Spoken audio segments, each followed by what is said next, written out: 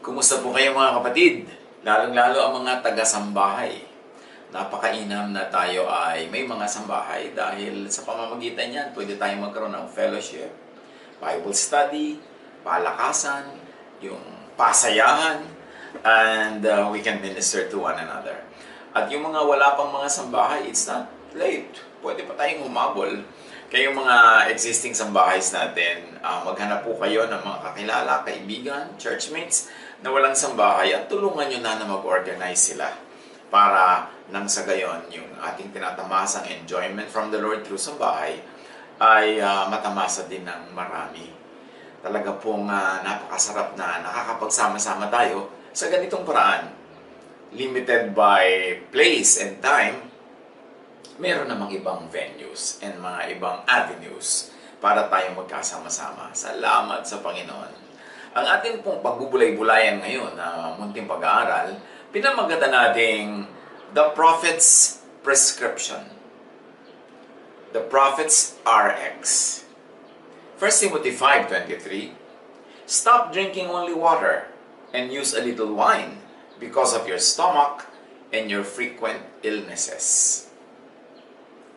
Maraming mga mahilig mag-Bible study, allergic sa wine, parang napakasama na ng tingin sa wine. But table wine was always used even by the Lord. In fact, His first miracle was to make wine to extend the enjoyment of a party. At itong wine may mga chemical properties that are medicinal, curative, nakakagaling, nakakagamot. Talaga nakaka-alter ng body chemistry to the point na ito ang ipinayo dito sa 1 Timothy 5:23. Payo to ni Paul, kay Timothy na laging sira ang tiyan. At sabi niya, tubig lang kasi ng tubig ang lagi mong uminom.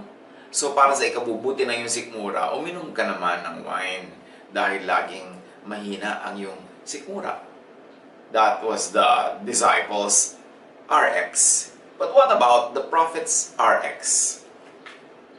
2 Kings 20, verse 1. Nang panahong iyon, nagkasakit ng malubha si Haring Ezekias, King Hezekiah of Judah. Nung panahon na yun ay magkahati na ang bayan into Judah and Israel, north and south, at divided kingdoms na ito. So dito sa southern part, sa Judah, kung nasa ng Jerusalem, si Hezekiah ang hari. At siya ay nagkaroon ng napakalubhang sakit. It was a sad news. Because leaders lead better when they are healthy. Nalulugi ang bayan kung ang kanilang pinuno, lalo't magaling at mahusay ang pinunong ito, ay may karamdaman. It benefits all for a good leader to be of best health. Kaya pinapanalangin natin ating mga leaders. Pinapanalangin natin, lalo't sila ay mabuti, napakagaling nilang mag-lead. Ang puso nila ay para sa mga mamamayan. Pinapanalangin na sila ay laging maging malusog, na sila ay gumaling kung may hindi naramdam, at nang sa ganun, lalo silang makapamuno ng mabuti, at sila man personally ma-enjoy nila ang healthy life. So there was trouble also at that time. There was a threat because Assyria was trying to consolidate the Assyrian Empire. 3 years earlier, bumagsak ang Samaria sa paghahari ng Assyria, and the people in Samaria were all taken to Assyria at hindi na sila nakabalik pa. Nawala na sila sa balat ng lupa. At yun ay dahil sa 3 years lockdown ng Samaria. Nung araw kasi ang uso sa gera, papaligiran mo isang lugar, walang makakalabas doon, walang makakapasok hanggang maubos ang pagkain nila, hanggang magkagutom-gutom sila at manghina sila. Tsaka mo ngayon sila papasukin. Ganun na nangyari sa Samaria after 3 years. Sila ay nalupig ng Assyria. Samaria or Israel fell after 3 years of lockdown. 2 Kings 20 verse 1. So may sakit ang hari. Dinalaw siya ng propetang si Isaias at sinabi sa kanya, ipinapasabi ni Yahweh na ayusin mo na ang iyong kaharian sapagkat malapit ka ng mamatay. Hindi ka nagagaling sa sakit mong iyan. Pabihira naman napakadiretso magbalita nitong propetang ito. Walang kapreno-preno, wala malang ka-icing-icing yung cake niya. Sinabi niya yun. So this was a sadder news. The sad news was the king was ill. The sadder news was the prophet comes to tell him, hindi na siya gagaling. Mamamatay na daw siya at kailangan ayusin niya yung transition, yung kingdom para maayos ang iiwan niya na kaharian. So, kailangan siyempre pagka ganun, a good, dependable successor. But the point is, napakasaklap ng balita. 2 Kings 20:2-3. Humarap si Haring Hezekiah sa dingding at nanalangin kay Yahweh. Alalahanin po sana ninyo, Yahweh, na namuhay akong tapat sa inyo. Buong puso ko pong ginawa ang lahat ng bagay ayon sa iyong kagustuhan. At buong kapaitang umiyak si Ezekias. So Hezekiah's answer to the message? Prayer. Mataimtim, heartfelt prayer. We should take note that it was not a prayer of repentance, but a prayer of appeal based on merits. Hindi sabing patawarin niyo po ako sa mga kasalanan ko kaya ako nagkaganito, kasalanan ko kaya nangyari sa paligid ng mga nangyayari. Sabi niya, hindi po ba naging napakatapat ko naman, napakabuti ko, sumunod ako sa inyong mga utos, ginawa ko ang dapat. So please naman, huwag niyo naman pong hayaan na matuloy itong nakaambang kamatayan na ito. It was a prayer appealing to God based on merits. At meron naman talaga siyang merits na inungkat. Ano ang magiging reaksyon ng Diyos sa prayer na ito? Nakipagkwentahan sa kanya si Hezekiah. Kwentas claras. Siyempre, hindi perfect si Hezekiah. May mga kulang siya, may mga pagkakamali, pagkakasala. Pero ang batting average siya, overall, grade niya, mataas. Kaya yun ang kanyang inappeal. Di po ba mataas naman ang grade ko? So baka naman pwedeng pag-usapan natin ito. 2 Kings 24:5. Hindi pa nakalalayo si Isaiah sa gitnang bulwagan ng palasyo nang sabihin sa kanya ni Yahweh, bumalik ka. Sabihin mo kay Ezekias, ang hari ng aking bayan, narinig ko ang iyong panalangin at nakita ko ang iyong pagluha. Kaya, pagagalingin kita. Sa ikatlong araw, makakapasok ka na sa templo. So nakita natin na papaalis na yung propeta matapos niyang i-deliver yung mapait at masaklap na balita. Pero hindi pa siya nakalalayo. Nandun pa siya sa loob ng palasyo. Nandun pa lang siya sa gitna ng bulwagang kanyang tinatawid. Sinabi na ni Yahweh, bumalik ka, balik. Sige na, nag-pray. Pinakinggan ko na ang prayer. Sabihin mo, papagalingin. So, sabi niya, after 3 days, makakapasok na siya sa templo. So, the quarantine was lifted. Hindi siya nakakapasok sa templo. Nandun lang siya sa kanyang kwarto. Pero ngayon, lalabas na siya, sasamba. Ipapakita sa lahat na siya galing na at magpupuri sa Diyos. So, you see, mga quarantine na yan, natatapos siya. Sa kanya nga, sabi, after 3 days, lifted na yan. Galing ka na, pwede ka nang lumabas. God hears and listens. So, ang napakahalagang gawin natin, pray. But remember, the prayer of this king was private and quiet. Kahit siya king, kahit siya monarch, hindi naman siya nagpatawag ng isang malaking prayer rally. Siya ay nanalangin ng buong taimtim, tahimik, tulad ng panalangin na itinuturo ni Jesus. Humarap siya sa dingding para wala siyang ibang kaharap, nakaka-focus siya. At hindi natin alam kung yung direksyon ng dingding na yon ay nakaharap sa templo.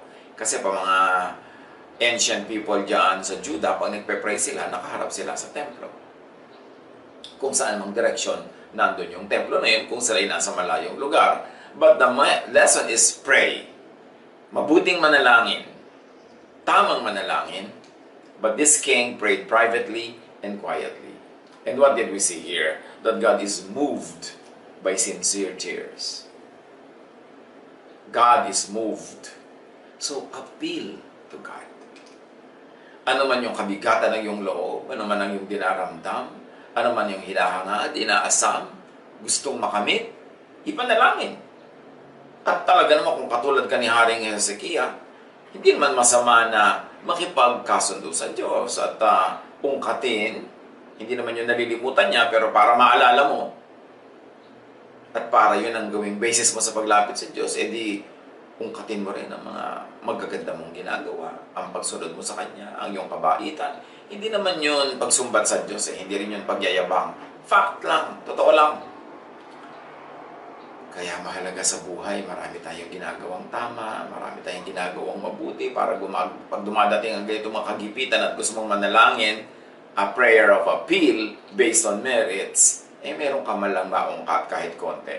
Bagamat sabi naman sa Bible, our best deeds are just like filthy rags compared to the glory of God. But nevertheless, on human terms and in human level, yung best natin, good din yun. So magtanim tayo ng maraming magagandang gawa, maraming pagsunod sa Diyos, maraming obedience, para pag dumarating yung panahon na kailangan nating medyo makipagkwentahan, although wala naman tayong karapatang magkwenta, ang konti-konti naman na mailalabas nating points, pero pinakinggan pa rin yun ng Diyos. Ina-appreciate ng Diyos ang mga ginagawa nating tama, ang mga ginagawa nating mabuti, kahit compared sa Kanya kadakilaan ay napakaliit nun. Pero dahil mahal niya tayo, para isang magulang na maliliit na accomplishments ng anak, isine-celebrate na, minamalaki na. So, magtanim tayo ng mabuti. Damihan natin ang pagsunod, gawin natin ang tama, at nang sa ganon, meron man lang tayong panghawakan pag gusto natin mag-appeal. Although, technically, wala naman tayong karapatang mag-appeal, but God is so gracious. Tulad yan, pinakinggan niya ang prayer ni King Hezekiah. And very importantly, ang linaw ng statement mamamatay ka na, hindi ka nagagaling. Prophet pa ang nagsabi, nagsadya sa palasyo. But what do we see here? God reverses the pronouncement. Ganon ang Diyos. Reason with God. Kahit we cannot outwit and outsmart God, but from our human level, reason with God. God is open to discussion. Our relationship with God is negotiable. Nakikita natin sa napakaraming magagandang example. Isaiah 1:18, "Come now, let us reason together, says the Lord. Though your sins are like scarlet, they shall be as white as snow. Though they are red like crimson, they shall become like wool." At sabi ng New International Version, let us settle the matter. God speaking to His people. So be open and ready to backtrack. Tayo man, when reason appeals. God na nga ito, prophet na nga yung pinagsabi, pero binaligtad pa rin. Tayo man, kahit may nasabi na tayo, may nabitawan tayong salita, maybe out of anger, maybe out of indignation, out of pride, out of whatever. Pero be willing to backtrack. Willing tayo dapat na makinig sa appeal ng iba. Kahit na nag-pronounce tayo ng judgment sa kanila, ng parusa, o ng kung ano man, mas buksan natin ang puso natin na baguhin yung sinabi natin, baguhin ang ating isip to accommodate the request, to accommodate the needs of others. Yan ang example na nakikita natin na Diyos mismo ang nagbigay ng halimbawang yan. Sa pagpapatuloy ng kwento, 2 Kings 20 verse 6, "Mabubuhay ka pa ng 15 taon, sabi ni Yahweh kay King Hezekiah. Hindi lamang yan, ililigtas pa kita at ang lungsod na ito sa kamay ng hari ng Assyria.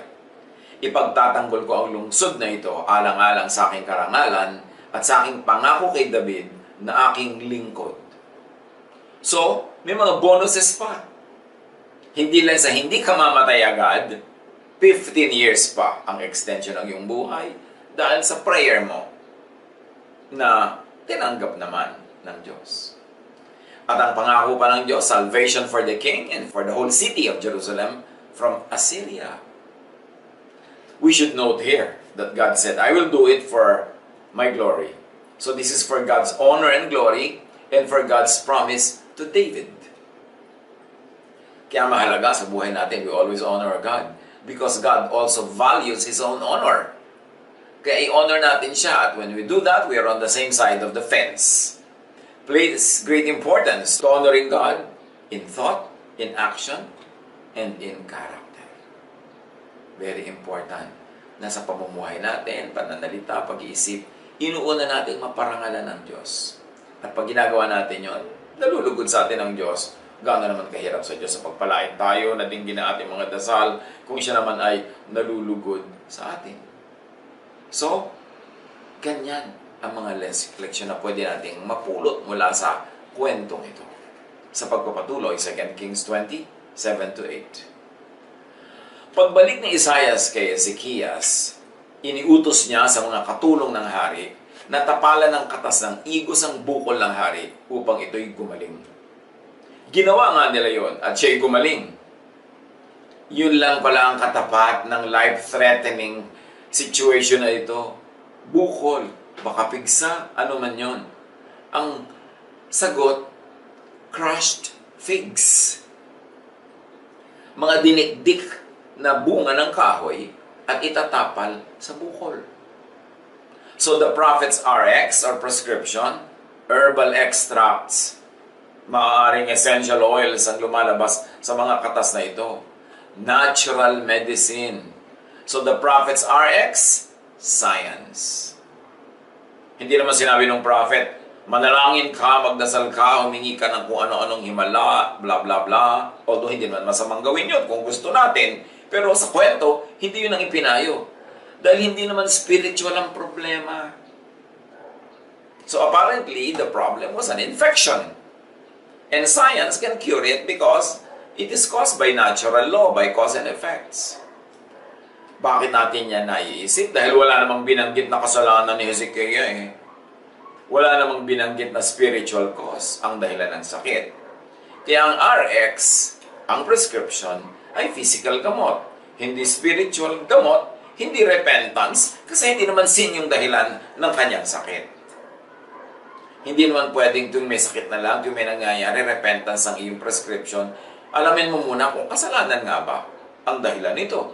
At sa bansang Israel, sa kanilang kasaysayan, marami silang mga naranasan na hirap, naranasan ng mga suliranin, na ang prescription ay repentance, kasi alam nila na meron silang nagawang sin. Kasi when you have to repent, you know what the sin was, or what the sin is. Ngayon, kung nanguhula ka lang kung ano yung sin na yun, tapos bigla ka nila magre-repent, baka kung sino-sino mapagbintangan mo na may kasalanan, kung ano-anong kasalanan ang maimbento mong pagbunto na ng sisi. When Israel calls for national repentance, they know exactly what their sins are. And they know exactly what laws or covenant with Yahweh they were breaking, so they could easily resort to repentance. Pero sa mga bayan-bayan, sa mga nasyon-nasyon na hindi naman sila direct kausap ni Yahweh at wala naman sila mga ganyang mga covenant, paano mo malalaman na repentance ang solusyon sa problema ng bayan o ng mundo? So alamin. Pwedeng alamin mo, baka naman nga repentance dapat, pero hindi agad-agad automatically, doon ka tatalon. Pag-isipan mo muna, may kasalanan ba ako? Tulad naman ni Hezekiah, wala naman siya maisip. Sinabi pa nga niya yung mga magaganda niyang mga nagawa. So pinakinggan siya ng Diyos. Pag may mabigat na hamon, it is always good to pray. You can never go wrong praying. But the manner of your prayer, the object of blame, pwede ka magkamali dun. And that is the very, very tricky part pagka may mga repentance, corporate repentance, community repentance, national, global repentance. Yung nagmamanage ng repentance activity na yon, sino ang i-assign niya na may kasalanan? Anong kasalanan ang sisisihin niya? Lalo ngayon sa mga panahon natin ngayon, hindi katulad ng Israel noon, meron silang context, meron talaga silang usapan with Yahweh. Alam nila, pag nasira nila yon, nagkakaroon ng mga masamang nangyayari sa kanila, so alam nila kung ano ipagre-repent. Yes, it is good to repent. Let me be repetitious. Kung talagang alam mo kung ano yung kasalanan.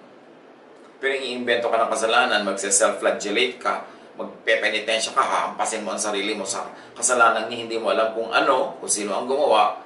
At saka meron naman nagpe-pray, magre-repent siya for the whole human race, for a whole community, for a whole country. Sino naman ang nag-assign sa kanya ng ganong karapatan na mag-repent for everybody? Alam natin, nung araw sa Israel, nangyayari yun because nag-assign ng Diyos sa mga propeta, pero assign ka ba ngayon? Once again, hindi yan masamang gawin, pero pwedeng magkaroon ng masamang bunga pag mali ang pinagbintangan mong tao na may kasalanan o grupo ng mga tao, o kaya ay mali yung tinutukoy mong kasalanan dahil hindi pala yun. But back to the story of this wonderful deliverance from sickness. Suriin. Pag spiritual ang issue, it is good to reflect and repent if warranted. But let us appreciate the fact that what healed Hezekiah was plain prayer of appeal and science. It wasn't a prayer of repentance, and it was not some superstitious ritual. Science. Alam ng prophet kung ano yung sakit at alam niya kung ano yung gamot, kaya niya ipinayo.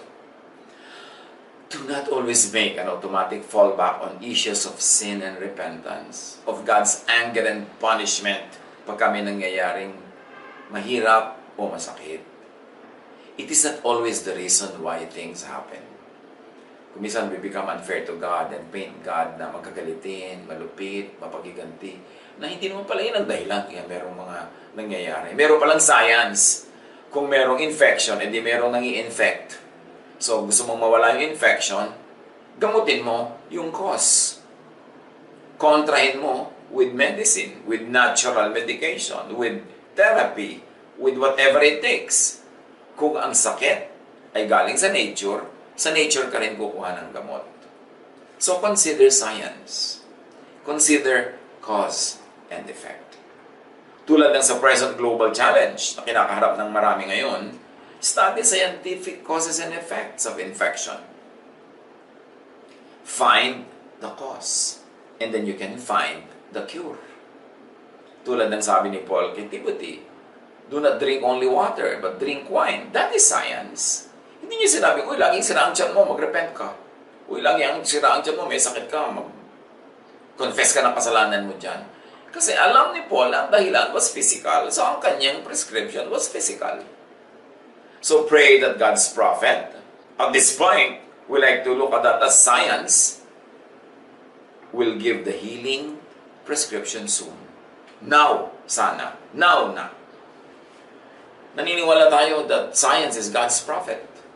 Alam mo ang trabaho ng mga prophet noong araw, ina-explain nila sa tao yung isip ng Diyos.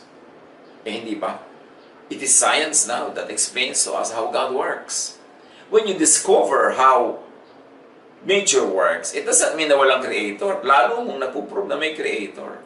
Kaya yung science ang talagang last prophet, final prophet that will point the creator into our minds and will point us to the creator. Sino ba talaga ang magtuturo sa creator? Magpapatunay na may creator ang creation? Eh di science, as science unravels and as science studies and gets to know how nature works. To get to know how nature works does not discount the creator. All the more that the creator is glorified through the work of science. So itong problema ngayon ng mundo, may science yan. Tumulong tayo. Help the prophet, help science, give prescriptions. Dispense natural and scientific ministrations to the sick. To do the prophet healer's work. Let us help the prophet, the science. Do not get in the way. Cooperate with the prophet. Nung sinabi ng prophet sa king, okay, kailangan pahiran ng iyong bukol, kailangan tapalan, hindi naman nagreklamo yung king, ay, ayoko ng tapal, ayoko ng amoy niyan, ay, ayoko ng texture niyan, ay, naku, wag na, o, iba na lang, wala na bang iba? No, nag-cooperate yung king, nagpatapal. At nung sinabi ng prophet sa mga katulong, kumuha kayo ng mga igos, dikdikin nyo at itapal nyo dyan, hindi na sabi, ay, busy po kami, may iba kaming ginagawa. O kaya, ay, iba na lang ang itapal natin. Sumunod sila, nag-cooperate sila. So ngayon, mag-cooperate tayo sa sinasabi ng mga doktor, sa sinasabi ng mga scientists, sa sinasabi ng gobyerno, magkaroon tayo ng kaayusan para maging mas madali, maluwag ang delivery of healing, of food, of comfort sa mga kapwa natin. Avoid being or making another patient. Nakita nyo, isa lang yung pasyente, nitong si Hari, siya ang pasyente. Pero hindi na siya naghawa ng bukol niya kung kani-kanino. Kaya dapat yan, i-observe natin ngayon. Yung sinasabi laging physical distancing. Yung sinasabing mag-mask. Yung sinasabing umiwas na makapagtalsik ng mga laway natin kung kani-kanino o matalsikan tayo. I-observe natin yan. Huwag tayong sensitive na pag kami lumalayo. Ay, nagtatampo ka pa, nandidiri yata siya sa akin. Malay mo siya yung may sakit, kaya siya lumalayo para huwag kanya maihawak. So, huwag ka masyadong magdrama.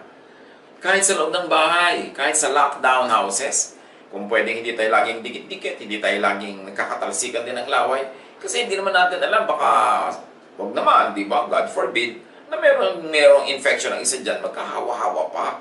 Kaya sumunod tayo sa science. Sabi ng prophet, magdikdik ng figs, gamutin yan, yun ang gawin natin.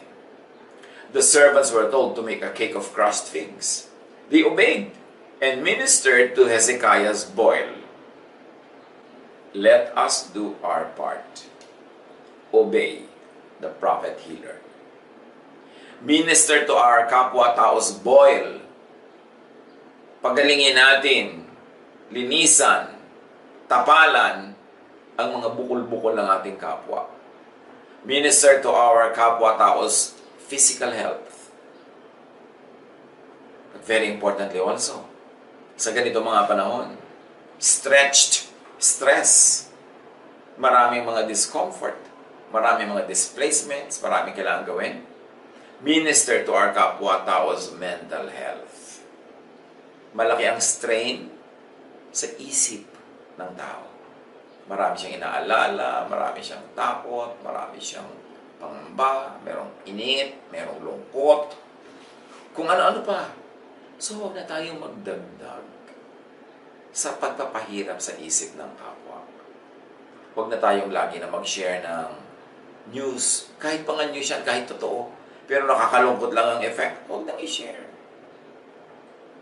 Hindi mo na kailangan bantayan kung ilan ang may sakit ngayong araw na to, tapos text ka ng text, sabi ka ng sabi sa mga tao, forward ka ng forward, share ka ng share. Ang mahalaga lang naman, malaman natin yung general trend that's useful in our daily life. Paano natin maiiwasan ang sakit, paano natin mabe-benefit ang sarili natin at ang ating kasambahay, kapwa-tao, kung paano tayo makakatulong sa hari, sa gobyerno, sa mga scientists, prophets, para makapaglunas sa mga tao. Pero aside from that, hindi na natin kailangan alamin lahat ng mga details. At hindi natin kailangan tampakan ng ganyang mga alalahanin ng ating kapwa. Dahil hindi naman makakatulong. So, kung yung bukol na yun ay physical, gamutin. Kung yung bukol na yun ay mental, gamutin din. At lalong-lalo naman, minister to our kapwa-taos emotional health.